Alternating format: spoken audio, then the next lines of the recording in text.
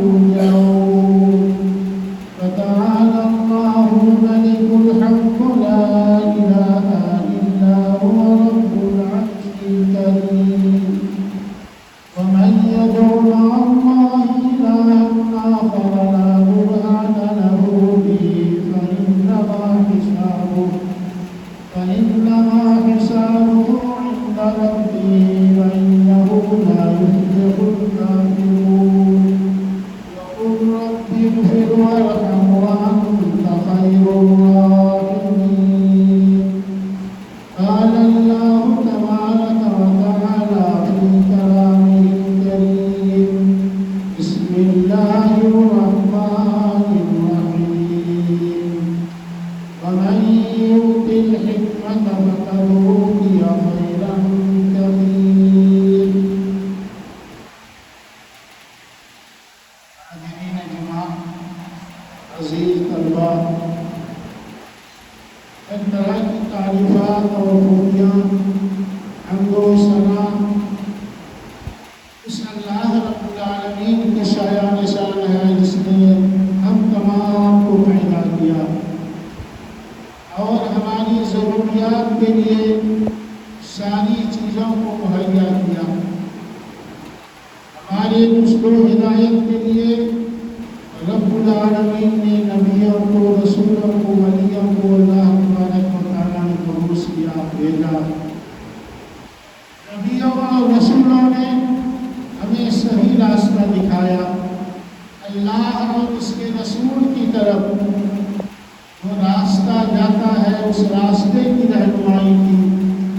اللہ تبارک و تعالیٰ ان تمام انبیاء پر، تمام رسولوں پر صلاۃ و سلام نازل فرمائے. اللہم صلی علیہ وسلم علیہ وبارک علیہ. عزیز طلباء، میں تم لوگوں کے سامنے چند منٹ میں علم کی اہمیت اور علم حاصل کرنے میں کتنی محنت و مشقت کی ضرورت پڑتی ہے اس سلسلے میں چند باتیں عرض کروں گا. امید ہے کہ آپ لوگ ہماری اس بات کو دھیان میں رکھ کر اپنی زندگی کے پہیہ کو آگے بڑھانے کی کوشش کریں گے. اللہ تبارک و تعالیٰ نے قرآن کریم کے اندر فرمایا وَمَن يُؤْتِ الْحِكْمَةَ فَقَدْ أُوتِيَ خَيْرًا كَثِيرًا. اس شخص کو اللہ تبارک و تعالیٰ نے علم دیا، حکمت عنایت کی، اس کو اللہ تبارک و تعالیٰ نے بہت بڑی نعمت عنایت کی، بہت بڑے بھلائی اور خیر کی چیزوں کو اللہ تبارک و تعالیٰ نے اسے دیا. جب علم کے اندر ساری چیزیں ہیں تو ہم کو یہ بھی سوچنا چاہیے کہ اللہ کے نبی محمد رسول اللہ صلی اللہ علیہ وسلم پر قرآن کریم کی پہلی آیت جو نازل ہوئی وہ علم کے بارے ہی اللہ تبارک و تعالیٰ نے نازل فرمایا. اللہ کے نبی محمد رسول اللہ صلی اللہ علیہ وسلم جس زمانے میں تشریف لائے تھے اس زمانے کے اندر ہر طرح کی برائیاں تھی، ہر طرح کی خرابیاں پائی جاتی تھی، لیکن ان تمام خرابیوں کے باوجود اللہ تبارک و تعالیٰ نے قرآن کریم کی پہلی آیت نازل فرمائی. پہلی وہی جو نازل فرمایا رب کائنات نے وہ ہے اقرأ باسم ربک الذی خلق خلق الانسان من علق. اے بندو، اے محمد رسول اللہ صلی اللہ علیہ وسلم، تم کیا کرو؟ اقرأ، تم پڑھو. کیا پڑھو؟ باسم ربک الذی خلق، اس رب العالمین کا نام لے کر کے پڑھو جس رب العالمین نے تم کو پیدا کیا. معلوم ہوا کہ علم حاصل کرنے سے پہلے ہم کو یہ سوچنا ہے کہ رب العالمین کا نام جس کے اندر ہو، رب العالمین کی صفتیں جس کے اندر بیان کی گئی ہو، رب العالمین کی تعریف و توصیف و حقانیت کی جو تعلیم ہو، اس تعلیم کو ہمیں سب سے پہلے حاصل کرنا ہے. سب سے پہلے ہم کو وہ علم حاصل کرنا ہے جس کے اندر رب العالمین کی وحدانیت بیان ہو، جس کے اندر رب العالمین کی اسماء و صفت کا بیان ہو، جس کے اندر رب العالمین نے ہم انسانوں کو زندگی گزارنے کے لیے جو نصب العین تیار کیا ہے، اس نصب العین کی وعدے داری ہو، اس نصب العین کو ہم خیال رکھ کر کے اپنی زندگی کو گزاریں۔ رب العالمین نے اور فرمایا اقرأ باسم ربک الذی خلق خلق الانسان من علق۔ اس کے بعد انسان کی تخلیق کی تعریف اللہ رب العالمین نے کی۔ اس سے معلوم ہوا کہ انسان کی تخلیق جس علم کے اندر بیان کیا جاتا ہو، اس علم کو بھی حاصل کرنا ہمیں چاہیے۔ سب سے پہلے رب العالمین کو پہچاننے کا علم، اور اس کے ساتھ ہی ساتھ ہم کو وہ علم حاصل کرنا چاہیے جس میں رب العالمین نے تخلیق انسان پر غور و فکر کرنے کی دعوت دی ہے، اس علم کو بھی حاصل کرنا چاہیے۔ معلوم یہ ہوتا ہے کہ علم کے بغیر ہمارے سماج کے اندر، ہمارے ماحول کے اندر کوئی بھی برائیاں ہٹ نہیں سکتی ہے۔ جب تک کہ علم نہیں ہوگا تب تک ہم کسی برائی کا مقابلہ نہیں کر سکتے ہیں۔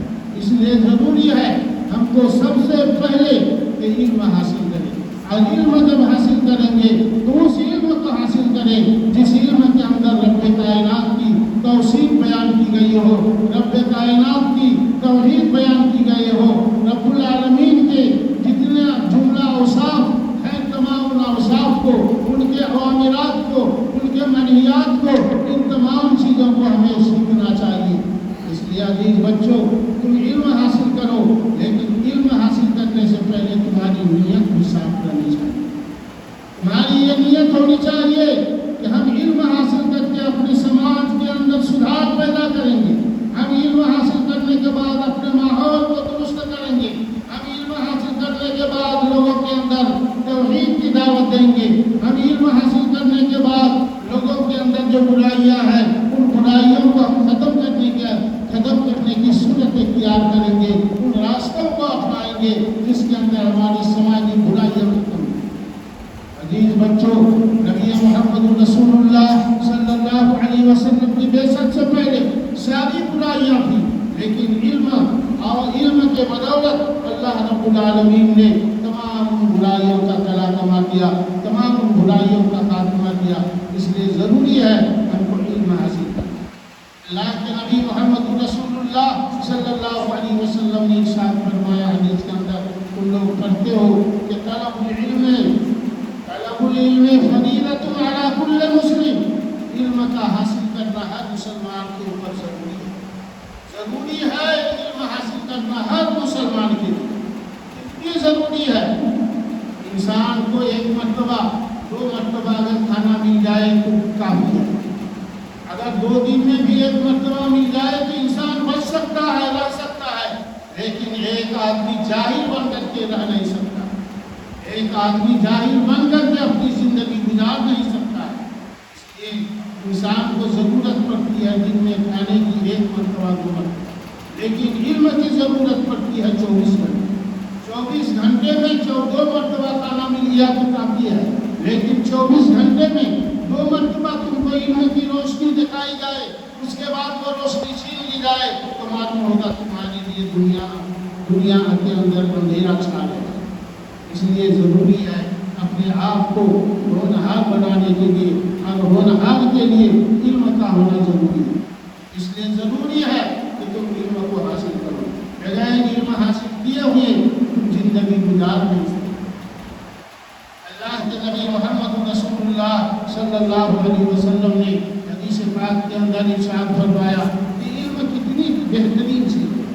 اللہ کے نبی نے فرمایا، بخاری شریف کی حدیث ہے کہ لا حسد الا فی اثنتین، 2 چیز کے علاوہ کسی چیز میں گھٹتا نہیں ہے، حسد نہیں ہے، رشک نہیں ہے۔ لا حسد الا فی اثنتین، رجل عطاہ اللہ علما، ایک وہ آدمی جس کو اللہ تبارک و تعالی نے علم دیا ہے اور اس علم کے ذریعے سے وہ رات کو علم حاصل کرتا ہے، سیکھتا ہے، دین کو سیکھتا ہے، 24 گھنٹے اس کے پیچھے لگا ہوا رہتا ہے اور علم سیکھنے کے بعد اس کے مطابق عمل بھی کرتا ہے۔ تو اس چیز پر رشک کرنا چاہیے دوسروں کو کہ وہ لڑکا جس طریقے سے محنت کر کے علم حاصل کرتا ہے، جس طریقے سے وہ نماز کے اندر پابندی کے ساتھ نماز کو ادا کرتا ہے، ہمیں بھی اسی طرح سے علم کرنا چاہیے، ہمیں بھی اسی طرح سے پابندی کے ساتھ نماز پڑھنی چاہیے، کیونکہ بغیر